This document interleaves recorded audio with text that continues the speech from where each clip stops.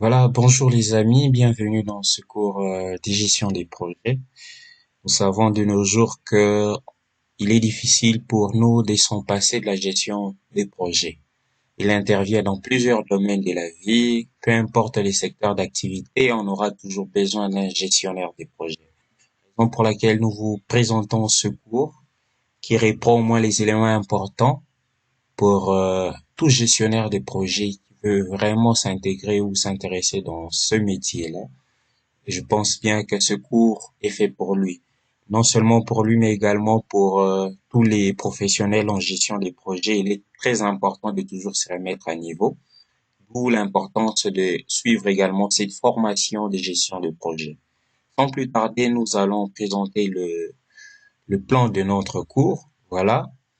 Notre cours est subdivisé en quatre grands chapitres. Dans le premier chapitre, nous allons voir les notions des bases sur la gestion des projets. Et dans ce chapitre, nous allons définir la gestion des projets, les qualités d'un bon projet, parce que nous allons parler des 6 qualités d'un bon projet. Nous allons également parler des différents cycles des gestions des projets.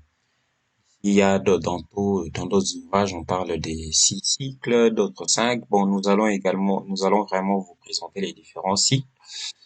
Mais aussi, nous allons définir les objectifs d'un projet. Parce que lorsqu'on réalise un projet, ce n'est pas seulement ça doit partir impérativement d'un objectif.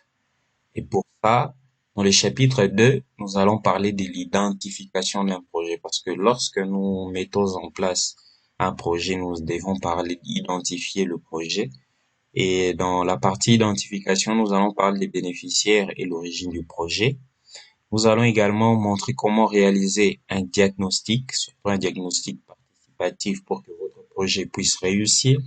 Et également, nous allons définir les objectifs et les stratégies de votre projet. Ensuite, dans le chapitre 3, nous allons parler de la planification du projet.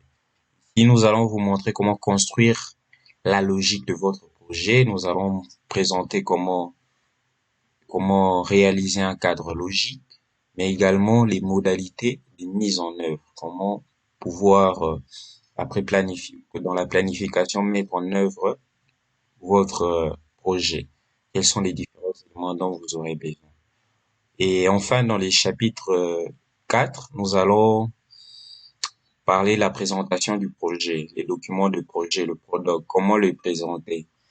Ici, nous allons plus vous présenter la fiche des présentations suivant les modèles locaux, parce que nous savons qu'il existe plusieurs modèles de types de présentation de projet. Et dans cette formation, nous sommes basés sur la fiche des présentations suivant le modèle local en République démocratique du Congo, parce qu'il y a plusieurs modèles. C'est un modèle assez standard. Nous avons retenu ça pour vous. Et il présente également les différents éléments dont vous aurez besoin pour votre présentation. Et enfin, nous allons vous parler des annexes. Les annexes, les différents éléments dont il faudrait introduire dans votre annexe.